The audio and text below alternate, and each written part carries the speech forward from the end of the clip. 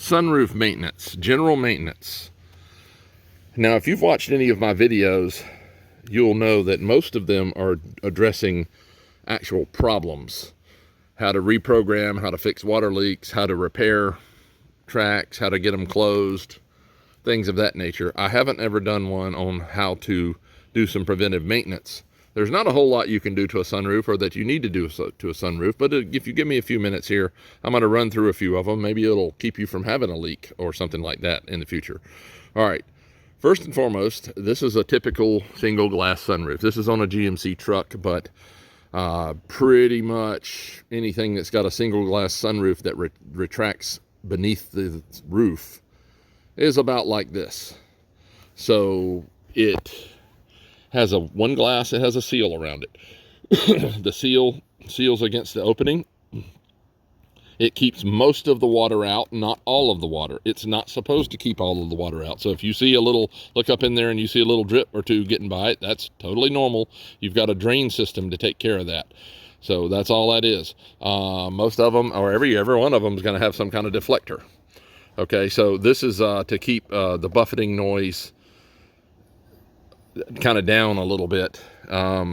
Now this one is one of these netting kinds. There are some that are just a bar, but I can assure you that if you go down the road with your sunroof open and you try just pushing this down and up, you'll notice the noise changes dramatically. But it keeps that whoop, whoop, whoop, whoop, whoop, whoop noise.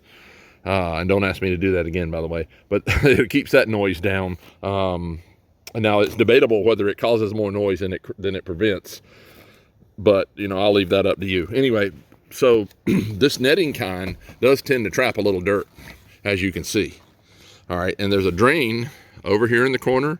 There's a drain over in that corner, and there's drains. The track goes back probably on this truck, probably to about here, and then there's going to be drains that go out the end. Now, on your average truck or SUV, the rear drains rarely see any water unless you park with the nose up a little bit, because your average truck or SUV sits down in the front or maybe up in the back because they're designed to haul a load. So they're designed, if you load them down, they'll be more or less level. So anyway, as a result of that, most of the time water won't flow. The water that gets by the seal won't flow to the rears unless you got the nose up a little bit. But if you're a person that parks with the nose up a little bit, you want your back drains to be flowing and your front drains. But probably 90% of the water that gets in here is going to be taken care of by the front drains. So how do we make sure that they're not going to have a leak? Well, you can push this down, you can pour water right in here. You pour water right over here to the corner, pour water right over there to that corner, and then you should see it come out right behind the rear of the front tire. So right behind the front tire. Now, how do we get rid of this dirt? Well, you don't need to get rid of all of it, but if you want to make sure there's not a bunch of that funky stuff right there down in the drain tube itself, you can run some detergent down through there. So what I would recommend doing is first kind of wet it with a little water. So pour a little water down there and on the other side. Let that kind of saturate the dirt. And then take some detergent. You can use window cleaner, but what I really like to use is windshield washer fluid. Because guess what? Windshield washer fluid is designed to melt exactly what's in here. Bug guts, tree debris, sap, anything that might be on your windshield is also probably down in here, and that stuff's designed to melt it, and it works really well. So what you do is, once you've gotten it nice and moist, you pour a little windshield washer fluid down in here, or you can use other detergents. I don't think I'd be using anything like really chemically that's really caustic, but anything with some good strong soap in it is fine. Run it down in here, let it sit for a few minutes, and then flush it out with water. And when you kind of pull it up a little bit as you pour it in there, and then you stop, as the water goes out, you should hear it slurp. If you hear it slurp, it's doing all it can do, and that's your goal.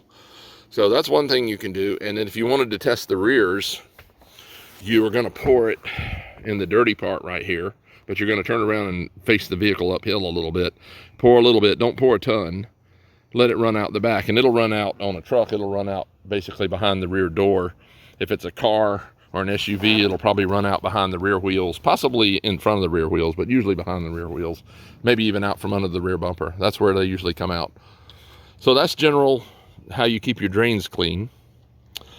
The next thing you can do, and I'm going to save actually what I consider the most important thing for last. The next thing you can do, clean this seal off. All right.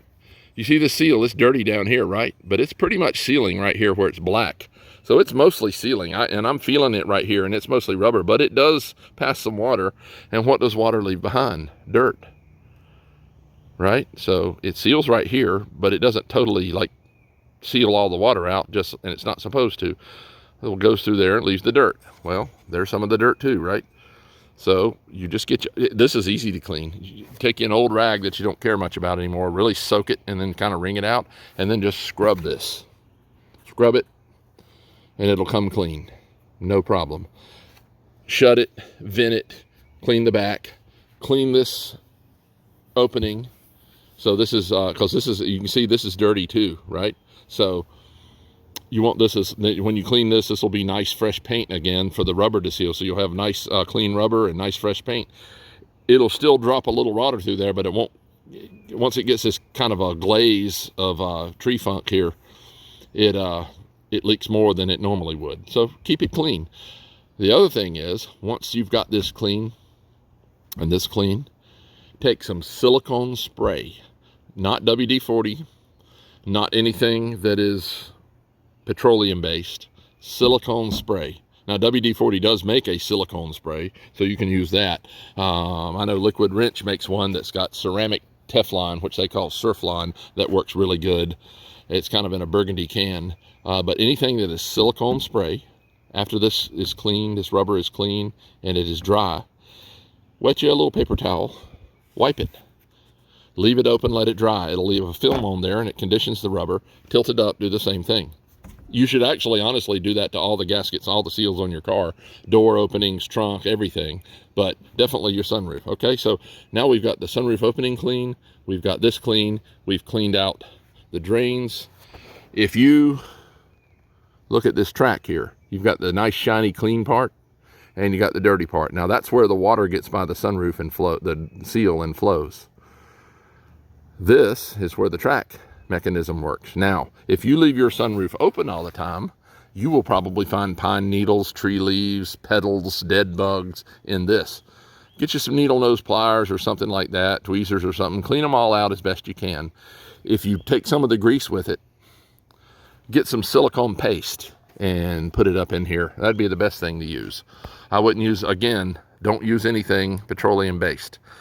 Now, the most important tip I can give you at all. You see how clean mine is? I haven't cleaned that ever. This is a 15 and this is now 2024. I have never ever touched this.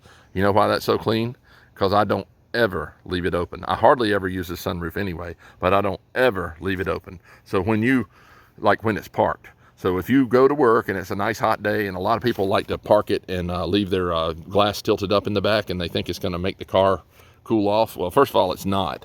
But second of all, what it's really gonna do is if you got a tree completely across the street, you can rest assured that there's gonna be a leaf or something that blows over here, sits on your roof, you hop in your car, back out of your parking place, that thing goes right down into your water trough, gets flushed down around to the drain, and it can clog it up. Or a bug can get down in here, and this is very hot, and they'll die, and that can go clog your drain up. You wouldn't believe how many bug carcasses I've pulled out of drains. Twig from a tree, flower petal, you name it. Leaves, seed pods, acorns, anything that gets on your roof. If that thing's open, you can just rest assured it's going down in there. I cannot tell you how many sunroofs I've seen that this is just nasty dirty.